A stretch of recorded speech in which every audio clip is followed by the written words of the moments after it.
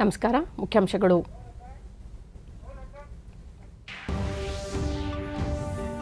ದೆಹಲಿಯಲ್ಲಿಂದು ರಕ್ಷಣಾ ಸಚಿವ ರಾಜನಾಥ್ ಸಿಂಗ್ ಅವರಿಂದ ಕೋವಿಡ್ ನಿರೋಧಕ 2DGಯ ಮೊದಲ ಬ್ಯಾಚ್ ಔಷಧ ಬಿಡುಗಡೆ.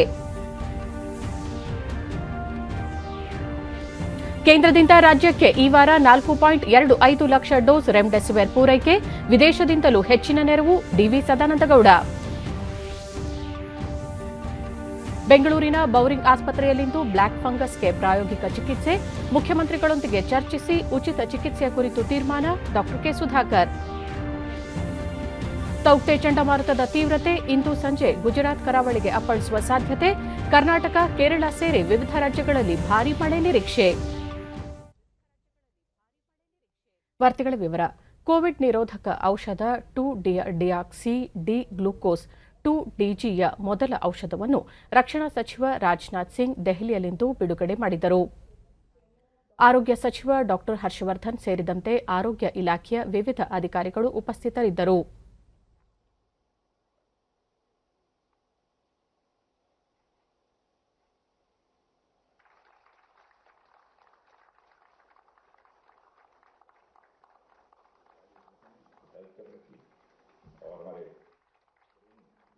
ರಾಜನಾಥ್ ಸಿಂಗ್ ಈ ಮಹತ್ವದ ಕ್ಷಣವನ್ನು ಐತಿಹಾಸಿಕ ಎಂದು ಬಣ್ಣಿಸಿ ಡಿಆರ್ಡಿಒ ಸಾಧನೆಗೆ ಮೆಚ್ಚುಗೆ ವ್ಯಕ್ತಪಡಿಸಿದರು.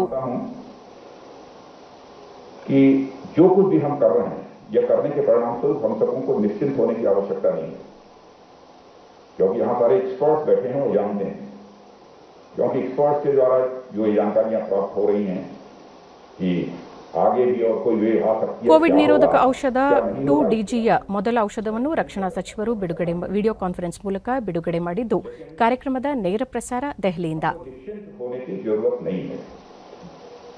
न हम निश्चिंत होंगे और न हम थकेंगे और न किसी रूप में हम हारेंगे. हम कोविड पर विजय प्राप्त करेंगे. इस संकल्प के साथ हम सबको आगे बढ़ते रहने की आवश्यकता है.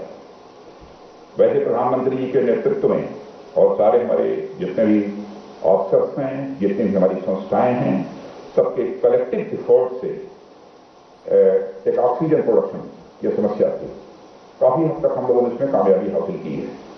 ऑक्सीजन सप्लाई उसको भी काफी हद तक अब हम लोगों ने रेगुलाइज कर लिया है. अब ऑक्सीजन की प्रॉब्लम भी कहीं पर नहीं आ रही है.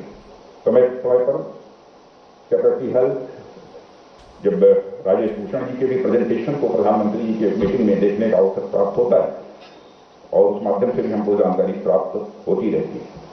मेडिसिन को लेकर भी अब कोई चैलेंज हमारे सामने कोई मेजर ऐसा शेष नहीं बचा है.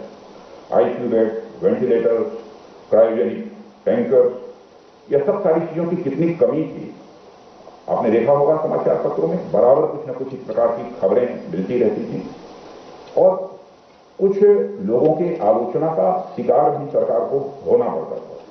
लेकिन इन सब सारी समस्याओं का समाधान सबके कलेक्टिव एफर्ट्स के द्वारा यह हुआ है और यह कहते हुए मुझे सचमुच बेहद खुशी हो रही है. अब ऑक्सीजन के संबंध में मैं देख रहा था कि 17 मई को यहां पर हमारे पास 4,739 मेट्रिक टन ऑक्सीजन थी. आज हमारे पास मोर देन 9,500 मेट्रिक टन ये ऑक्सीजन है और इससे भी आगे ये बढ़ने वाली है. कोविड की टेस्टिंग भी काफी बढ़ी है, काफी उसको हम लोगों ने बढ़ाया है. एग्जैक्ट फिगर को, क्योंकि रोज ये फिगर बढ़ रही है, एग्जैक्ट फिगर बताना तो संभव नहीं है. और हमारे प्रधानमंत्री जी का आग्रह है कि यह टेस्टिंग और आगे बढ़नी चाहिए और उन्होंने कहा है कि डोर टू डोर यह टेस्टिंग का सिलसिला आगे बढ़ना चाहिए. और आपने देखा होगा कि उन्होंने कहा कि आशा, आंगनबाड़ी और ये सब जो कार्यकर्ता हैं उनको भी आवश्यक जो टेस्टिंग किट्स हैं, टूल्स हैं, वह देकर उनको एम्पावर किया जाना चाहिए ताकि वह भी टेस्टिंग के काम में लग सकें. मेडिकल ऑक्सीजन में भी तेजी के साथ यह बढ़ावा आया है. अब उसकी भी शॉर्टेज नहीं है. डॉक्टर हर्षवर्धन जी ने बताया वैक्सीनेशन का काम भी तेजी के साथ प्रारंभ हुआ ही है. जहां तक रक्षा मंत्रालय का प्रश्न है, ಡಾಕ್ಟರ್ ಹರ್ಷವರ್ಧನ್ ಕೋವಿಡ್ ವಿರುದ್ಧದ ಹೋರಾಟದ ಈ ಸಂದರ್ಭದಲ್ಲಿ ಡಿಆರ್ಡಿಒ ಅಭಿವೃದ್ಧಿಪಡಿಸಿರುವ 2DG ಔಷಧದಿಂದ ಹೆಚ್ಚು ಪ್ರಯೋಜನವಾಗಲಿದೆ. ರೋಗ ಹರಡುವಿಕೆ ತಡೆಗೆ, ಸೋಂಕಿತರಿಗೆ ಉತ್ತಮ ಚಿಕಿತ್ಸೆಗೆ ಸಹಕಾರಿಯಾಗಲಿದೆ ಎಂದರು. हमारे आदरणीय राजनाथ सिंह जी के नेतृत्व में ये शायद हमारी पहली इंडिजिनस रिसर्च के आउटकम के तहत दवा है जो सीधे सीधे कोविड के वायरस के प्रकोप को पूरे वैज्ञानिक दृष्टिकोण से कम करने का पूरा पोटेंशियल रखती है. दूसरी बात कि शायद मई के महीने में ये लगातार, वैसे तो पिछले सप्ताह में लगातार हमने देखा कि हम लोगों के जो भारत में केसेस रिकवर हो रहे थे उनकी संख्या जो नए केसेस आ रहे थे उनसे ज़्यादा थी. पहले सप्ताह में 4 दिन लगातार हमने ऐसा समय देखा जब 4 लाख से ज़्यादा केसेस लगातार आते रहे. लेकिन आज का दिन मैंने कहा कि सुखद अनुभूति का इसलिए भी है क्योंकि आज लगभग 1 लाख केसेस की रिकवरी ज़्यादा हुई है नए केसेस के मुकाबले. नए केसेस अगर 2,81,000 हुए हैं तो रिकवरीज लगभग 3,79,000 के करीब हुई हैं. इसलिए ಕೇಂದ್ರ ರಾಸಾಯನಿಕ ಮತ್ತು ರಸಗೊಬ್ಬರ ಖಾತೆ ಸಚಿವ ಸದಾನಂದಗೌಡ ನಿನ್ನೆ ಬೆಂಗಳೂರು ಉತ್ತರ ಲೋಕಸಭಾ ಕ್ಷೇತ್ರ ವ್ಯಾಪ್ತಿಯಲ್ಲಿರುವ ಕೋವಿಡ್ ಕೇಂದ್ರಗಳಿಗೆ ಭೇಟಿ ನೀಡಿ ಚಿಕಿತ್ಸಾ ವ್ಯವಸ್ಥೆ ಕುರಿತು ಪರಿಶೀಲನೆ ನಡೆಸಿದರು. ಅಮೃತಹಳ್ಳಿ ಸಹಕಾರ ನಗರ ಹಾಗೂ ಕೊಡಿಗೆಹಳ್ಳಿ ಪ್ರಾಥಮಿಕ ಆರೋಗ್ಯ ಕೇಂದ್ರ ಮತ್ತು ಹೆಬ್ಬಾಳ ಪಶು ವಿಜ್ಞಾನ ಸಂಸ್ಥೆಯ ಆವರಣದಲ್ಲಿ ಸ್ಥಾಪಿಸಿರುವ ಕೋವಿಡ್ ಆರೈಕೆ ಕೇಂದ್ರಗಳಿಗೆ ಭೇಟಿ ನೀಡಿ ಸೋಂಕು ನಿಯಂತ್ರಣ ಕುರಿತು ವೈದ್ಯರೊಂದಿಗೆ ಚರ್ಚೆ ನಡೆಸಿದರು. ಬೆಂಗಳೂರು ಅಂತಾರಾಷ್ಟೀಯ ವಿಮಾನ ನಿಲ್ದಾಣ ಪ್ರದೇಶ ಯೋಜನಾ ಪ್ರಾಧಿಕಾರ ಅಧ್ಯಕ್ಷ ಎ ರವಿ, ಬೆಂಗಳೂರು ಉತ್ತರ ಜಿಲ್ಲಾ ಬಿಜೆಪಿ ಅಧ್ಯಕ್ಷ ಬಿ ನಾರಾಯಣ ಉಪಸ್ಥಿತರಿದ್ದರು. ಈ ಸಂದರ್ಭದಲ್ಲಿ ಸದಾನಂದಗೌಡ, ಈ ವಾರ ಕೇಂದ್ರದಿಂದ ರಾಜ್ಯಕ್ಕೆ 4.25 ಲಕ್ಷ ಡೋಸ್ ರೆಮ್ಡೆಸಿವಿರ್ ಪೂರೈಕೆಯಾಗಲಿದೆ. ಇಂದಿನಿಂದ 23ರ ಅವಧಿ ಈ 1 ವಾರದಲ್ಲಿ ಲಸಿಕೆಯನ್ನು ಬಳಸಬಹುದಾಗಿದೆ ಎಂದರು. ವಿದೇಶಗಳಿಂದಲೂ ನೆರವಿನ ರೂಪದಲ್ಲಿ ಔಷಧ, ಆಮ್ಲಜನಕ ಸಿಲಿಂಡರ್, ವೆಂಟಿಲೇಟರ್ ಸೇರಿದಂತೆ ಅನೇಕ ವಸ್ತುಗಳು ಭಾರತಕ್ಕೆ ರಫ್ತಾಗುತ್ತಿದ್ದು, ಎಲ್ಲ ರಾಜ್ಯಗಳಿಗೂ ನ್ಯಾಯಯುತವಾಗಿ ಮತ್ತು ನಿಷ್ಪಕ್ಷಪಾತವಾಗಿ ವಿತರಿಸಲು ಕೇಂದ್ರ ಸರ್ಕಾರ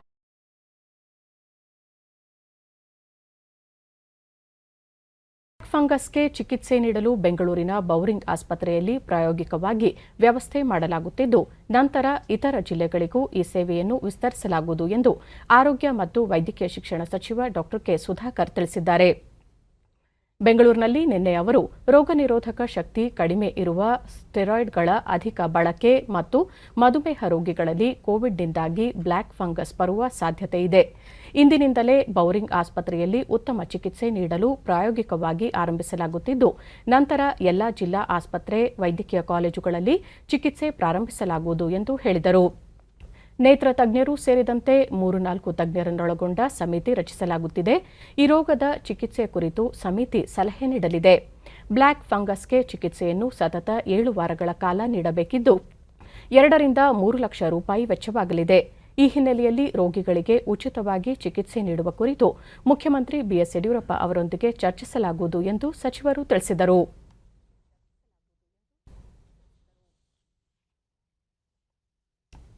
ಕೊರೋನಾ 2ನೇ ಅಲೆ ನಿಯಂತ್ರಣ ನಿಟ್ಟಿನಲ್ಲಿ ಪ್ರಧಾನಿ ನರೇಂದ್ರ ಮೋದಿ ಅವರು ರಾಜ್ಯದ 17 ಜಿಲ್ಲೆಗಳ ಜಿಲ್ಲಾಧಿಕಾರಿಗಳೊಂದಿಗೆ ಮುಖ್ಯಮಂತ್ರಿ ಯಡಿಯೂರಪ್ಪ ಅವರ ಸಮ್ಮುಖದಲ್ಲಿ ನಾಳೆ ವಿಡಿಯೋ ಸಂವಾದ ನಡೆಸಲಿದ್ದಾರೆ. ಕೊರೋನಾ ಪ್ರಕರಣಗಳ ಸಂಖ್ಯೆ ಹೆಚ್ಚಾಗಿ ವರದಿಯಾಗುತ್ತಿರುವ ಉತ್ತರ ಕನ್ನಡ, ಹಾಸನ, ಮೈಸೂರು, ಬಳ್ಳಾರಿ, ತುಮಕೂರು, ಕೋಲಾರ, ಕೊಡಗು, ಬೆಂಗಳೂರು ನಗರ, ಗ್ರಾಮಾಂತರ, ಉಡುಪಿ, ಶಿವಮೊಗ್ಗ, ಧಾರವಾಡ, ದಕ್ಷಿಣ ಕನ್ನಡ, ರಾಯಚೂರು, ಕಲಬುರಗಿ, ಮಂಡ್ಯ ಹಾಗೂ ಚಿಕ್ಕಬಳ್ಳಾಪುರ ಜಿಲ್ಲಾಧಿಕಾರಿಗಳೊಂದಿಗೆ ಸಂವಾದ ನಡೆಯಲಿದೆ. ಜಿಲ್ಲೆಗಳ ಉಸ್ತುವಾರಿ ಸಚಿವರು ಹಾಗೂ ಜಿಲ್ಲಾ ಉಸ್ತುವಾರಿ ಕಾರ್ಯದರ್ಶಿಗಳು, ಕೋವಿಡ್ ನಿರ್ವಹಣೆಯ ಅಧಿಕಾರಿಗಳು ಸಂವಾದದಲ್ಲಿ ಪಾಲ್ಗೊಳ್ಳಲಿದ್ದಾರೆ. ಕೊರೋನಾ ನಿಯಂತ್ರಣ ನಿಟ್ಟಿನಲ್ಲಿ ಪ್ರಧಾನಿ ಅವರು ಸಲಹೆ ಸೂಚನೆ ನೀಡುವ ನಿರೀಕ್ಷೆಯಿದೆ. ಕೋವಿಡ್ ಸೋಂಕಿತರಿಗೆ ಆಮ್ಲಜನಕ ಪೂರೈಕೆ ಕೊರತೆ ಹಿನ್ನೆಲೆಯಲ್ಲಿ ಜಿಲ್ಲಾ ಮಟ್ಟದ ಸ್ವಯಂ ಸೇವಾ ಸಂಸ್ಥೆಗಳು, ಆರೋಗ್ಯ ಕ್ಷೇತ್ರಕ್ಕೆ ಸಂಬಂಧಪಟ್ಟ ಸಂಸ್ಥೆಗಳ ಪ್ರಾಯೋಜಕತ್ವದೊಂದಿಗೆ ರಾಜ್ಯದ 4 ಸಾರಿಗೆ ನಿಗಮಗಳಿಂದ ಆಕ್ಸಿಜನ್ ಬಸ್ ಸೌಲಭ್ಯ ಒದಗಿಸಲು ಸಿದ್ಧ ಎಂದು ಸಾರಿಗೆ ಸಚಿವರೂ ಆಗಿರುವ ಉಪಮುಖ್ಯಮಂತ್ರಿ ಲಕ್ಷ್ಮಣ ಸವದಿ ತಿಳಿಸಿದ್ದಾರೆ. ಒಂದು ಬಸ್ನಲ್ಲಿ 6 ರಿಂದ 10 ಮಂದಿಗೆ ಆಕ್ಸಿಜನ್ ಪೂರೈಕೆಗೆ ಅವಕಾಶವಿದೆ. ಪ್ರಸ್ತುತ ಬಹುತೇಕ ಆಸ್ಪತ್ರೆಗಳಲ್ಲಿ ಕೋವಿಡ್ ಸೋಂಕಿತರ ದಟ್ಟಣೆ ಹೆಚ್ಚಾಗಿರುವುದರಿಂದ ಆಮ್ಲಜನಕ ಪೂರೈಕೆ ಕಷ್ಟ ಸಾಧ್ಯವಾಗುತ್ತಿದೆ.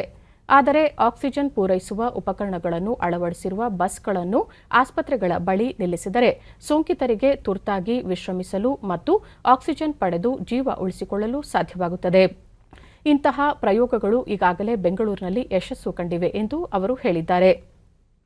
ಹೈದರಾಬಾದ್ನ ಸೇವಾ ಸಂಸ್ಥೆಯೊಂದು ರಾಜ್ಯದ ಸಾರಿಗೆ ನಿಗಮಗಳ ಸಹಯೋಗದಲ್ಲಿ ವ್ಯಾಪಕವಾಗಿ ಆಕ್ಸಿಜನ್ ಬಸ್ಗಳ ಸೇವೆಯನ್ನು ಪ್ರಾರಂಭಿಸಲು ಮುಂದೆ ಬಂದಿದೆ.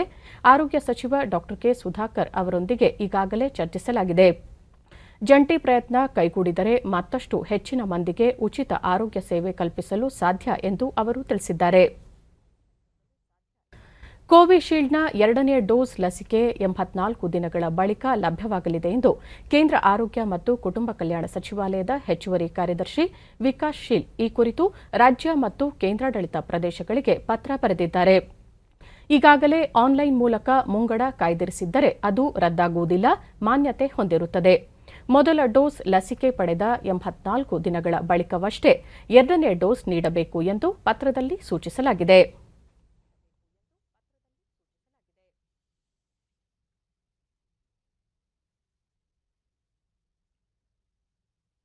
ದೇಶದಲ್ಲಿ ಲಸಿಕೆ ಅಭಿಯಾನ ವಿಶೇಷವಾಗಿ ಮುಂದುವರೆದಿದೆ. ಇದುವರೆಗೆ 18,29,26,460 ಮಂದಿಗೆ ಲಸಿಕೆ ನೀಡಲಾಗಿದೆ ಎಂದು ಕೇಂದ್ರ ಆರೋಗ್ಯ ಸಚಿವಾಲಯ ತಿಳಿಸಿದೆ.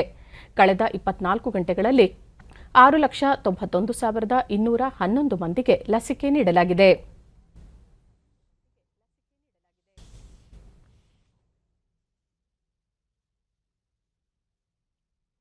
ದೇಶದಲ್ಲಿ ಕಳೆದ 24 ಗಂಟೆಗಳಲ್ಲಿ 2,81,386 ಹೊಸ ಸೋಂಕು ಪ್ರಕರಣಗಳು ದಾಖಲಾಗಿದ್ದು, ಇದರಿಂದಾಗಿ ಒಟ್ಟು ಸೋಂಕಿತರ ಸಂಖ್ಯೆ 2,49,65,463ಕ್ಕೆ ಏರಿಕೆಯಾಗಿದೆ. 3,78,741 ಮಂದಿ ಆಸ್ಪತ್ರೆಗಳಿಂದ ಹೊಸದಾಗಿ ಬಿಡುಗಡೆಯಾಗಿದ್ದಾರೆ. ಇದರೊಂದಿಗೆ ಒಟ್ಟಾರೆ 2,11,74,076 ಮಂದಿ ಗುಣಮುಖರಾಗಿದ್ದಾರೆ. ಚೇತರಿಕೆಯ ಪ್ರಮಾಣ 84.81ಕ್ಕೆ ಕುಸಿದಿದೆ. ಒಟ್ಟು 35,16,997 ಸಕ್ರಿಯ ಪ್ರಕರಣಗಳಿವೆ. ಈ ಪ್ರಮಾಣ 14.09%ರಷ್ಟಿದೆ. ಈವರೆಗೆ ಒಟ್ಟು 2,74,390 ಮಂದಿ ಮೃತಪಟ್ಟಿದ್ದು, ಮರಣ ಪ್ರಮಾಣ 1.10%ರಷ್ಟಿದೆ. ದೇಶದಲ್ಲಿ ಕೊರೋನಾ ಮಾದರಿಗಳ ಪರೀಕ್ಷಾ ಸಾಮರ್ಥ್ಯದಲ್ಲಿ ನಿರಂತರವಾಗಿ ಹೆಚ್ಚಳ ಮಾಡಲಾಗುತ್ತಿದ್ದು, ಇದುವರೆಗೆ ಒಟ್ಟು 31,23,23,658 ಮಂದಿಗೆ ಕೊರೋನಾ ಮಾದರಿ ಪರೀಕ್ಷೆ ನಡೆಸಲಾಗಿದೆ. ನಿನ್ನೆ ಒಂದೇ ದಿನ 15,73,515 ಮಂದಿಯ ಮಾದರಿ ಪರೀಕ್ಷಿಸಲಾಗಿದೆ ಎಂದು ಭಾರತೀಯ ವೈದ್ಯಕೀಯ ಸಂಶೋಧನಾ ಮಂಡಳಿ ಐಸಿಎಂಆರ್ ತಿಳಿಸಿದೆ.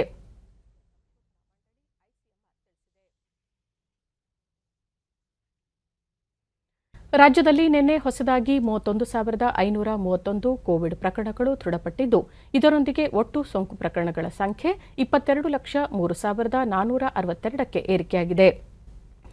ನಿನ್ನೆ 36,475 ಮಂದಿ ಆಸ್ಪತ್ರೆಯಿಂದ ಬಿಡುಗಡೆಯಾಗಿದ್ದು, ಇದುವರೆಗೂ ಗುಣಮುಖರಾದವರ ಒಟ್ಟು ಸಂಖ್ಯೆ 15,81,457ಕ್ಕೆ ತಲುಪಿದೆ. ನಿನ್ನೆ 403 ಮಂದಿ ಸಾವನ್ನಪ್ಪಿದ್ದು, ಮೃತಪಟ್ಟವರ ಸಂಖ್ಯೆ 21,837ಕ್ಕೆ ಏರಿಕೆಯಾಗಿದೆ. ಸದ್ಯ ರಾಜ್ಯದಲ್ಲಿ 6,147,000 ಸಕ್ರಿಯ ಪ್ರಕರಣಗಳಿವೆ ಎಂದು ಆರೋಗ್ಯ ಮತ್ತು ಕುಟುಂಬ ಕಲ್ಯಾಣ ಇಲಾಖೆ ತಿಳಿಸಿದೆ. ಬೆಂಗಳೂರಿನಲ್ಲಿ ನಿನ್ನೆ 8,344 ಮಂದಿಗೆ ಸೋಂಕು ತಗುಲಿದ್ದು, ಒಟ್ಟು ಸೋಂಕು ಪ್ರಕರಣಗಳ ಸಂಖ್ಯೆ 10,51,058ಕ್ಕೆ ಏರಿಕೆಯಾಗಿದೆ. ನಿನ್ನೆ 13,612 ಮಂದಿ ಆಸ್ಪತ್ರೆಯಿಂದ ಬಿಡುಗಡೆಯಾಗಿದ್ದು, ಇದುವರೆಗೂ ಒಟ್ಟು 6,80,194 ಮಂದಿ ಗುಣಮುಖರಾಗಿದ್ದಾರೆ. ಸದ್ಯ 3,61,380 ಸಕ್ರಿಯ ಪ್ರಕರಣಗಳಿವೆ. ಬೆಂಗಳೂರಿನಲ್ಲಿ ನಿನ್ನೆ 143 ಮಂದಿ ಮೃತಪಟ್ಟಿದ್ದು, ಇದುವರೆಗೂ ಒಟ್ಟು 9,483 ಮಂದಿ ಸಾವನ್ನಪ್ಪಿದ್ದಾರೆ. ಉಳಿದಂತೆ ರಾಜ್ಯದ ವಿವಿಧ ಜಿಲ್ಲೆಗಳಲ್ಲಿ ದಾಖಲಾಗಿರುವ ಸೋಂಕು ಪ್ರಕರಣಗಳ ಸಂಖ್ಯೆ ಈ ರೀತಿ ಇದೆ.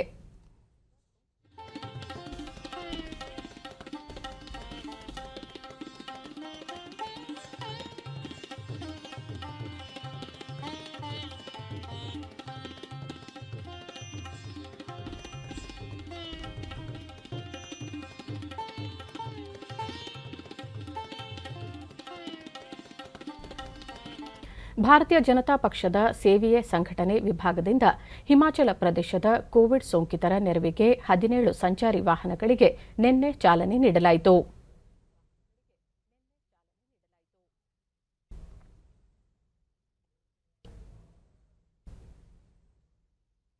ಪಕ್ಷದ ರಾಷ್ಟ್ರಾಧ್ಯಕ್ಷ ಜೆಪಿ ನಡ್ಡಾ ವಾಹನಗಳಿಗೆ ಚಾಲನೆ ನೀಡಿ ಕೋವಿಡ್ ಸಾಂಕ್ರಾಮಿಕದ ವಿಷಮ ಕಾಲದಲ್ಲೂ ಬಿಜೆಪಿ ಕಾರ್ಯಕರ್ತರು ಜನಸೇವೆಯಲ್ಲಿ ನಿರತರಾಗಿದ್ದಾರೆ ಎಂದರು. ಬಿಜೆಪಿ ಸಂಸದ ಅನುರಾಗ್ ಠಾಕೂರ್ ಪಾಲ್ಗೊಂಡಿದ್ದರು.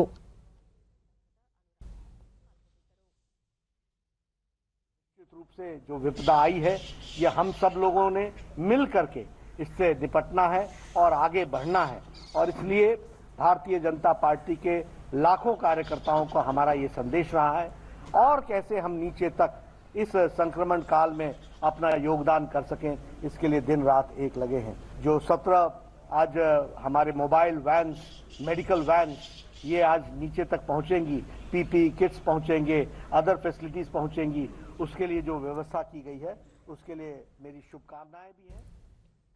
ಹಳ್ಳಿಗಳಲ್ಲೂ ಕೊರೋನಾ ಸೋಂಕು ಪ್ರಕರಣಗಳು ಹೆಚ್ಚುತ್ತಿರುವ ಹಿನ್ನೆಲೆಯಲ್ಲಿ ನಿನ್ನೆ ಕೇಂದ್ರ ಆರೋಗ್ಯ ಸಚಿವಾಲಯದ ನೇತೃತ್ವದಲ್ಲಿ ಉನ್ನತ ಮಟ್ಟದ ಸಭೆಯಲ್ಲಿ ಸೋಂಕು ಹರಡುವಿಕೆ ತಡೆಗೆ ಕೈಗೊಳ್ಳಬೇಕಾಗಿರುವ ಕ್ರಮಗಳ ಕುರಿತು ಚರ್ಚೆ ನಡೆಸಲಾಯಿತು.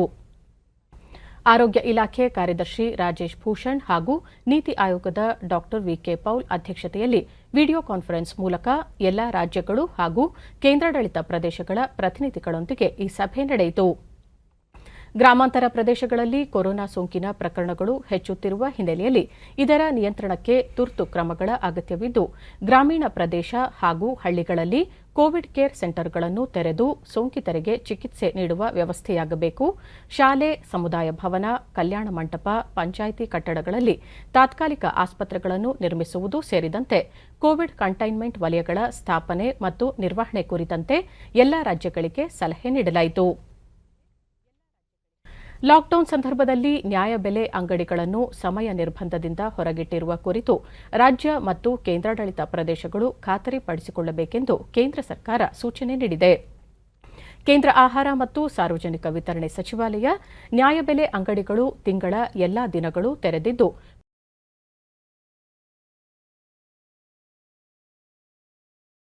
ಈ ಅಂಗಡಿಗಳಿಗೆ ಸಮಯದ ನಿರ್ಬಂಧವಿಲ್ಲದಂತೆ ನೋಡಿಕೊಳ್ಳಬೇಕು ಎಂದು ನಿರ್ದೇಶನ ನೀಡಿದೆ. 3ನೇ ಹಂತದ ಪ್ರಧಾನಮಂತ್ರಿ ಗರೀಬ್ ಕಲ್ಯಾಣ್ ಅನ್ನ ಯೋಜನೆ ಅಡಿಯಲ್ಲಿ ಫಲಾನುಭವಿಗಳಿಗೆ ಕಾಲಮಿತಿ ಹಾಗೂ ಸುರಕ್ಷಿತ ವಿಧಾನದಲ್ಲಿ ಆಹಾರ ಧಾನ್ಯ ವಿತರಣೆಯಾಗಬೇಕು. ಕೋವಿಡ್-19 ಮಾರ್ಗಸೂಚಿ ಪಾಲನೆಯಾಗಬೇಕು ಎಂದು ಹೇಳಿದೆ. ಕಳೆದ ತಿಂಗಳಷ್ಟೇ ಕೇಂದ್ರ ಸರ್ಕಾರ ದೇಶದ ಸುಮಾರು 80 ಕೋಟಿ ಫಲಾನುಭವಿಗಳಿಗೆ ಪ್ರಧಾನಮಂತ್ರಿ ಗರೀಬ್ ಕಲ್ಯಾಣ್ ಅನ್ನ ಯೋಜನೆಯಡಿ ಮೇ ಮತ್ತು ಜೂನ್ ತಿಂಗಳಿಗೆ ಅನ್ವಯವಾಗುವಂತೆ ಉಚಿತ ಪಡಿತರ ವಿತರಿಸುವುದಾಗಿ ಘೋಷಣೆ ಮಾಡಿದೆ. ಹಾಸನ ಜಿಲ್ಲೆಯಲ್ಲಿ ಕೊರೋನಾ ಸೋಂಕು ಪ್ರಕರಣಗಳು ದಿನೇ ದಿನೇ ಹೆಚ್ಚಾಗುತ್ತಿದ್ದು, ಅವರ ಆರೈಕೆಗೆ ಬರುತ್ತಿರುವ ಕುಟುಂಬ ಸದಸ್ಯರಿಗೆ ಆಹಾರ ಒದಗಿಸಲು ಸ್ಥಳೀಯ ಶಾಸಕ ಪ್ರೀತಂ ಗೌಡ ಮುಂದಾಗಿದ್ದಾರೆ. ಸೋಂಕಿತರ ಸಂಬಂಧಿಕರು ಹಾಗೂ ಮನೆಗಳಲ್ಲೇ ಚಿಕಿತ್ಸೆ ಪಡೆಯುತ್ತಿರುವವರಿಗೂ ಆಹಾರ ಪದಾರ್ಥಗಳನ್ನು ಒದಗಿಸುತ್ತಿದ್ದು, ಪ್ರತಿನಿತ್ಯ 2500 ಆಹಾರ ಪೊಟ್ಟಣಗಳನ್ನು ವಿತರಿಸಲಾಗುತ್ತಿದೆ.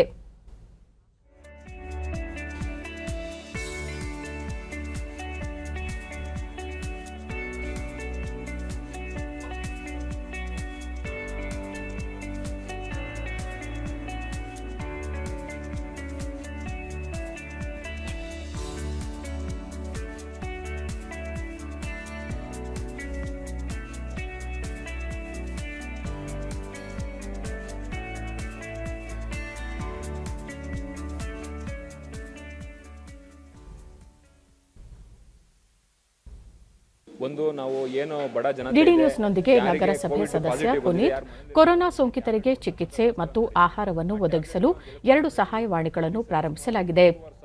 ಕರೆ ಮಾಡಿದವರ ಮನೆ ಬಾಗಿಲಿಗೆ ದಿನದ 3 ಹೊತ್ತು ಆಹಾರ ಮತ್ತು ಔಷಧಿಯನ್ನು ಪೂರೈಸಲಾಗುತ್ತಿದೆ ಎಂದರು. ಆಸ್ಪತ್ರೆಯಲ್ಲಿ ಬೆಡ್ ಇಲ್ಲದೆ ಇರಲ್ಲ, ಆಸ್ಪತ್ರೆಯಲ್ಲಿ ವೆಂಟಿಲೇಟರ್ ಇಲ್ಲದೆ ಇರತ್ತರ, ಯಾರು ಮಾತ್ರೆಗಳು ಇಲ್ಲದೆ ಇರ್ತಾರ, ನಮ್ಮ ವಿಧಾನಸಭಾ ಸಭಾ ಕ್ಷೇತ್ರದಲ್ಲಿ ಯಾರು ಇರಬಾರ್ದು ಅಂತೇಳಿ ಈ ತರ ಒಂದು ಮಾಡ್ಕೊಂಡು ತಂಡವಾಗಿ ಮಾಡ್ಕೊಂಡು ಕೆಲಸ ಮಾಡ್ತಿದ್ವಿ. 2ರಿಂದ 2.5 ಸಾವಿರ ಊಟ ಹೋಗ್ತಿದೆ.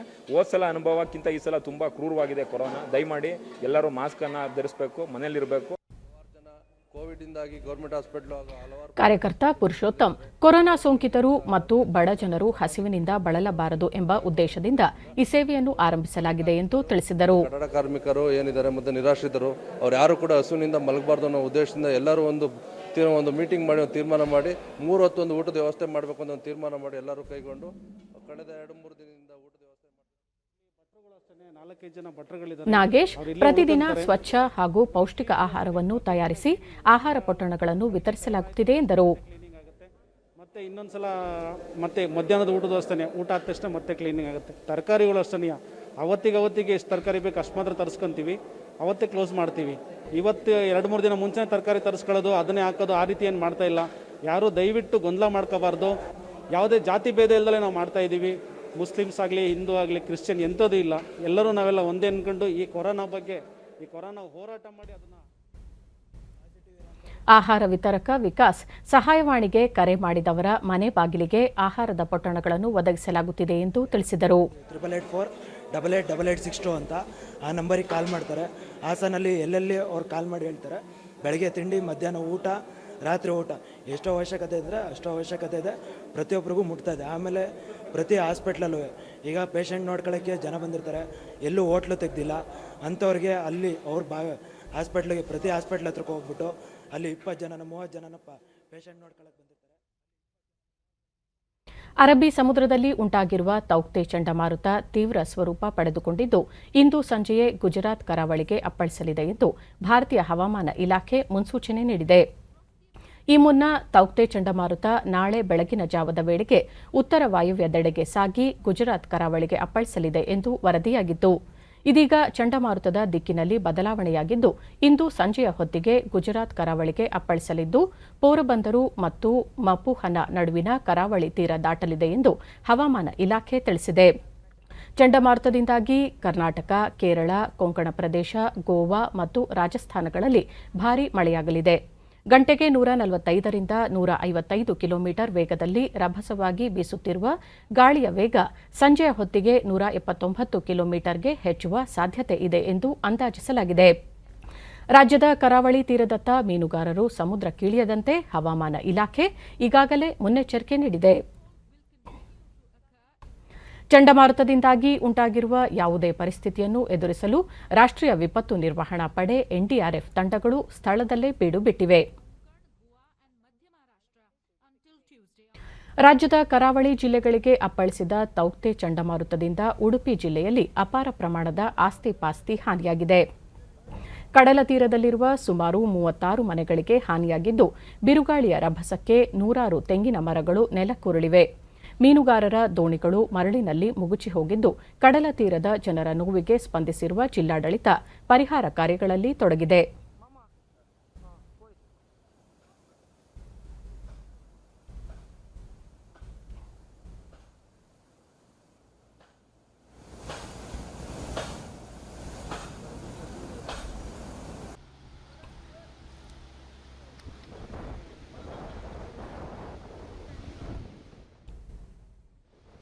ಹಾನಿಗೊಳಗಾದ ಪ್ರದೇಶಕ್ಕೆ ಬೈಂದೂರು ಶಾಸಕ ಸುಕುಮಾರ್ ಶೆಟ್ಟಿ, ಜಿಲ್ಲಾಧಿಕಾರಿ ಜಿ. ಜಗದೀಶ್ ಹಾಗೂ ಹಲವು ಅಧಿಕಾರಿಗಳು ಭೇಟಿ ನೀಡಿ ಪರಿಶೀಲಿಸಿದರು.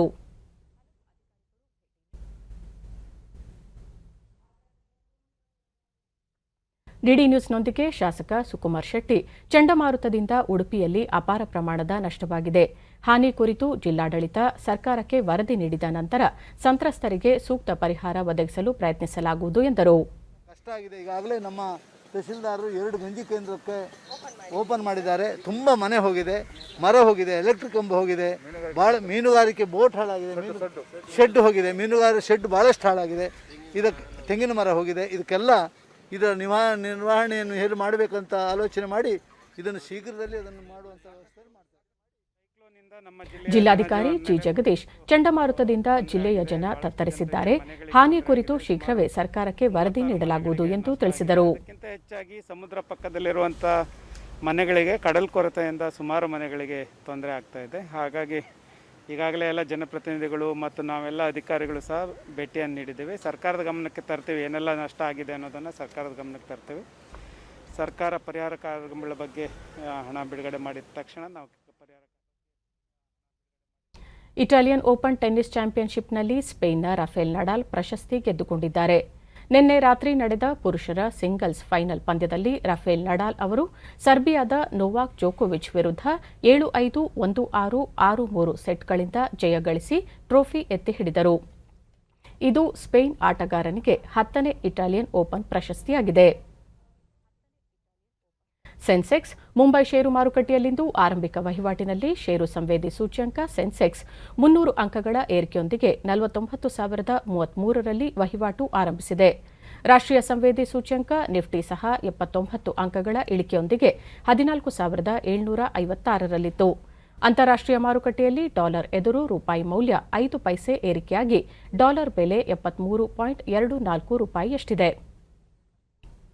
ಈಗ ಇಂದಿನ ಪತ್ರಿಕೆಗಳ ಎಣುಕುನೋಟ. ತೌಕ್ತೆ ಚಂಡಮಾರುತದ ಅಬ್ಬರ, ಹಾನಿ ಅಪಾರ. ಕರಾವಳಿಯ 3 ಜಿಲ್ಲೆಗಳಲ್ಲಿ ಜನಜೀವನ ಅಸ್ತವ್ಯಸ್ತ, ತತ್ತರಿಸಿದ 98 ಗ್ರಾಮಗಳು, 8 ಮಂದಿ ಸಾವು. ಮಳೆ ಅಬ್ಬರ ಇಳಿಕೆ, ಆದರೂ ಕಡಲು ಪ್ರಕ್ಷುಬ್ಧ. ದಕ್ಷಿಣ ಕನ್ನಡದಲ್ಲಿ ಕಡಲ ತೀರದ ರಸ್ತೆಗಳ ಸಂಪರ್ಕ ಕಡಿತ, ಇನ್ನೂ ಕೆಲ ದಿನ ಮಳೆ ಮುಂದುವರಿಕೆ. ಕೊರೋನಾ ವಿರುದ್ಧ ಸಮರ, ಸಿಎಂ ಬಿಎಸ್ವೈ ನೇತೃತ್ವದಲ್ಲಿ 6 ಸಚಿವರ ಅವಿರತ ಪ್ರಯತ್ನ. ಹಳ್ಳಿಗಳಲ್ಲಿ ಸೋಂಕು ತಡೆಗೆ ಕೇಂದ್ರದಿಂದ ಮಾರ್ಗಸೂಚಿ, ಗ್ರಾಮೀಣ ಪ್ರದೇಶದ ಶಾಲೆಗಳಲ್ಲಿ ಕೋವಿಡ್ ಸೆಂಟರ್ ತೆರೆಯಿರಿ. ವಿಪತ್ತು ಸ್ಪಂದನಾ ಪಡೆಗೆ ಬಲ, ಅತ್ಯಾಧುನಿಕ ಉಪಕರಣ ಖರೀದಿಗೆ 15 ಕೋಟಿ ರೂಪಾಯಿ ವೆಚ್ಚ.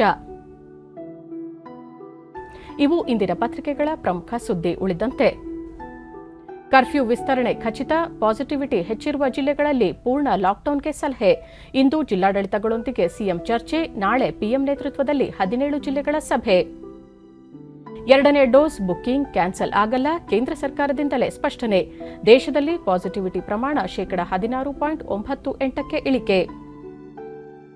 ಗ್ರಾಮೀಣರ ಪರೀಕ್ಷೆಗೆ ಹೊಸ ರ್ಯಾಪಿಡ್ ಕಿಟ್, ಕೇಂದ್ರ ಸರ್ಕಾರದ ಪ್ರಾಯೋಜಿತ ಸಂಶೋಧನೆ. ಕಡಿಮೆ ವೆಚ್ಚ, ಶೀಘ್ರ ಮಾರುಕಟ್ಟೆಗೆ. ಮನೆ ಬಾಗಿಲಿಗೆ ಬರಲಿದೆ ಊಟ, ಗ್ರಾಮ ಪಂಚಾಯಿತಿಗಳಲ್ಲಿ ಇಂಥ ವ್ಯವಸ್ಥೆ ಶೀಘ್ರ ಜಾರಿ.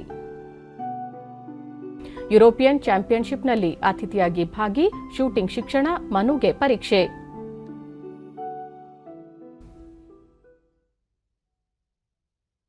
ಕೊನೆಯಲ್ಲಿ ಮತ್ತೊಮ್ಮೆ ಮುಖ್ಯಾಂಶಗಳು.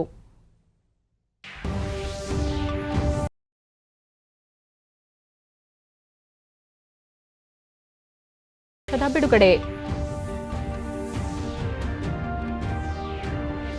ಕೇಂದ್ರದಿಂದ ರಾಜ್ಯಕ್ಕೆ ಈ ವಾರ 4.25 ಲಕ್ಷ ಡೋಸ್ ರೆಮ್ಡೆಸಿವಿರ್ ಪೂರೈಕೆ, ವಿದೇಶದಿಂದಲೂ ಹೆಚ್ಚಿನ ನೆರವು. ಡಿವಿ ಸದಾನಂದಗೌಡ. ಬೆಂಗಳೂರಿನ ಬೌರಿಂಗ್ ಆಸ್ಪತ್ರೆಯಲ್ಲಿಂದು ಬ್ಲ್ಯಾಕ್ ಫಂಗಸ್ಗೆ ಪ್ರಾಯೋಗಿಕ ಚಿಕಿತ್ಸೆ, ಮುಖ್ಯಮಂತ್ರಿಗಳೊಂದಿಗೆ ಚರ್ಚಿಸಿ ಉಚಿತ ಚಿಕಿತ್ಸೆ ಕುರಿತು ತೀರ್ಮಾನ. ಡಾ ಕೆ ಸುಧಾಕರ್. ತೌಕ್ತೆ ಚಂಡಮಾರುತದ ತೀವ್ರತೆ, ಇಂದು ಸಂಜೆ ಗುಜರಾತ್ ಕರಾವಳಿಗೆ ಅಪ್ಪಳಿಸುವ ಸಾಧ್ಯತೆ. ಕರ್ನಾಟಕ, ಕೇರಳ ಸೇರಿ ವಿವಿಧ ರಾಜ್ಯಗಳಲ್ಲಿ ಭಾರೀ ಮಳೆ ನಿರೀಕ್ಷೆ. ನಮ್ಮ ವಾರ್ತಾ ಪ್ರಸಾರವನ್ನು ನೀವು ಡಿಡಿ ಚಂದನ ನ್ಯೂಸ್ ಯೂಟ್ಯೂಬ್ ಚಾನೆಲ್ನಲ್ಲೂ ವೀಕ್ಷಿಸಬಹುದು.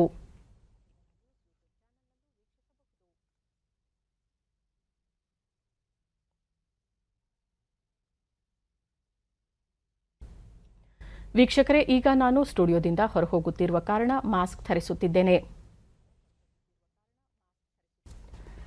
ನೀವು ಸಹ ಮನೆಯಿಂದ ಹೊರಹೋಗುವ ಮುನ್ನ ಸರಿಯಾದ ಕ್ರಮದಲ್ಲಿ ತಪ್ಪದೆ ಮಾಸ್ಕ್ ಧರಿಸಿ. ವ್ಯಕ್ತಿಗತ ಅಂತರ ಕಾಪಾಡಿಕೊಳ್ಳುವುದರೊಂದಿಗೆ ನೀವು ಸುರಕ್ಷಿತವಾಗಿರಿ, ನಿಮ್ಮವರನ್ನು ಸುರಕ್ಷಿತವಾಗಿರಿಸಿ. ನೈರ್ಮಲ್ಯಕ್ಕೆ ಆದ್ಯತೆ ನೀಡುವುದರ ಜೊತೆಗೆ ಸೋಂಕು ತಡೆಗೆ ಸಾರ್ವಜನಿಕರು ಕೋವಿಡ್-19 ಲಸಿಕೆ ಪಡೆಯುವುದು ಅಗತ್ಯ. ನಮ್ಮ ಮುಂದಿನ ವಾರ್ತಾ ಪ್ರಸಾರ ಮಧ್ಯಾಹ್ನ 1 ಗಂಟೆಗೆ. ನಮಸ್ಕಾರ.